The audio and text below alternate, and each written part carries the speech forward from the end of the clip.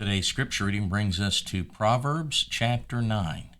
I want to do something a little different with this one. And typically, as I read down through the scripture, I jot down notes, but I preached out of this chapter just a handful of months ago, and I thought that the way it was broken down in that message was really spot on, and I think it can be really beneficial. And I don't know if you remember when I preached it or not, but I think, I'm going to give you a very short, condensed version of the message for Proverbs chapter 9. Proverbs chapter 9, you essentially have it broken down into two sections. You have wisdom's banquet in verses 1 through 12, and then you have the foolish woman's banquet in verses 13 through 18.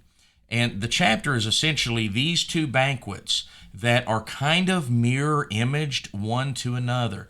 The message that I had preached on it was dealing with choices and the gravity of choices that we make, and how sometimes on the surface, when we make decisions, it may seem like they're inconsequential decisions, but we see the gravity thereof maybe days, weeks, months, and years down the road.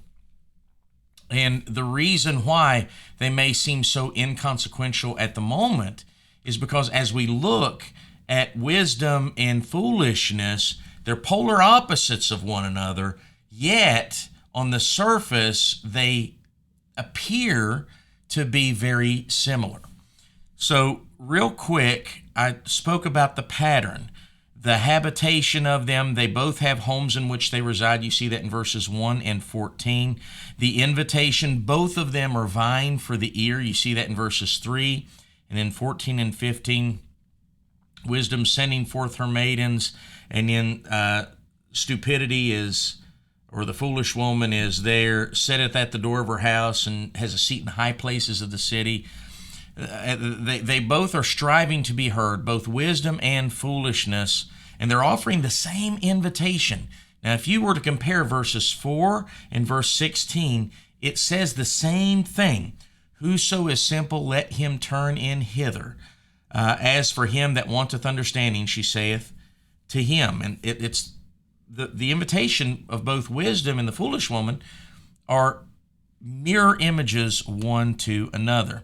But you see, the path of both of these, number one, it separates, because you cannot be on wisdom's path and be on foolishness's, I think I said that right. If not, you know what I meant. Foolishness is path as well. You can't be on them both at the same time, right? Because they're leading in completely opposite directions. And as you examine them, we see in verse number 10 that wisdom's path is a spiritual path. Verse number 10 says this: the fear of the Lord is the beginning of wisdom, and the knowledge of the holy is understanding.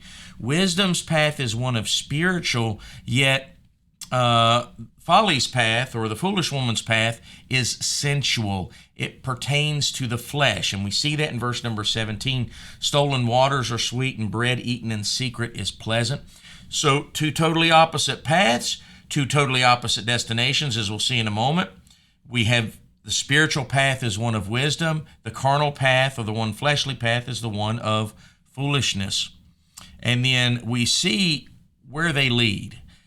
And that is, wisdom leads to a feast. You see that in verses 5, 6, and 11. Wisdom is hosting this banquet.